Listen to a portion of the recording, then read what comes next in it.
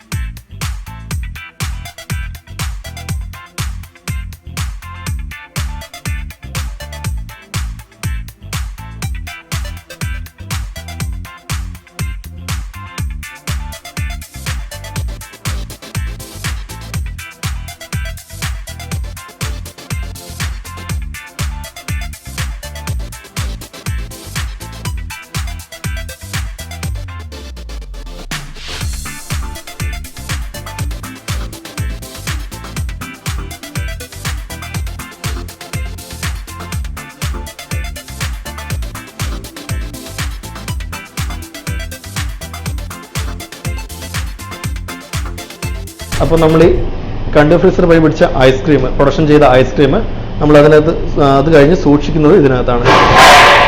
ഇതാണ് called room. Called room ഇവിടെ -18 to -24 degree സെൽഷ്യസിലാണ് നമ്മൾ ഈ ഐസ്ക്രീംസ് ഇതിനകത്ത് കീപ്പ് ചെയ്യുന്നത്. ഈ പ്രൊഡക്ഷൻ കഴിഞ്ഞിട്ട് 2 ദിവസം വെച്ച് കഴിഞ്ഞാൽ നല്ല ഹാർഡായിട്ട് ഈ ഫിഷ് ഫുഡ് ഉണ്ടാവും. ഓക്കെ.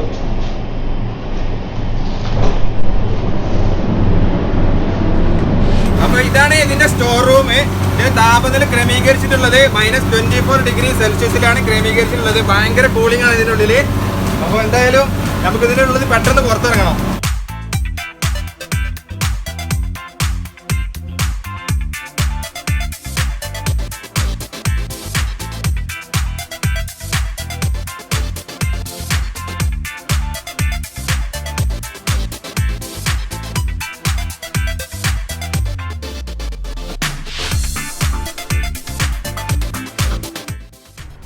നമുക്ക് ഏകദേശം നാച്ചുറൽ ഫ്ലേവേഴ്സ് അടക്കം ഒരു 25ഓളം ഫ്ലേവേഴ്സ് ഉണ്ട്.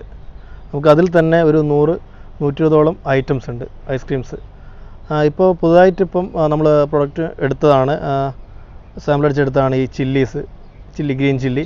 അത് ഐറ്റമാണ് ഇത്, ഗ്രീൻ ചില്ലി. അതുകൊണ്ട് തന്നെ അതിൻ്റെ കൂടെ തന്നെ ഈ പെപ്പർ, ജിഞ്ചർ, കാർഡമം, ബനാന, ബദാം ഒക്കെ നാച്ചുറൽ ആയിട്ടുള്ള പ്യുവർ നാച്ചുറൽ ഫ്ലേവേഴ്സ് ആയിട്ടുള്ള ഐറ്റംസ് ആണ് ഇപ്പോൾ പുതുതായിട്ട് എടുത്തത്. അതിലൊരു സാമ്പിളാണിത്, ഗ്രീൻ ചില്ലി. ഒന്ന് ടേസ്റ്റ് ചെയ്ത് നോക്കി. ഒരു വെറൈറ്റി ഐസ്ക്രീമാണ് നമ്മളിപ്പോൾ ചെയ്ത്. അങ്ങനെയുണ്ട്, ഒരു എരിവുണ്ട്, അതിൻ്റെ ഒപ്പം തന്നെ മധുരം വരുന്നുണ്ട്. സംഭവം നൈസാണ്, ഉഷാറാണ്. ഒരു വെറൈറ്റിയാണ് ഞങ്ങൾ ഉദ്ദേശിച്ചത്.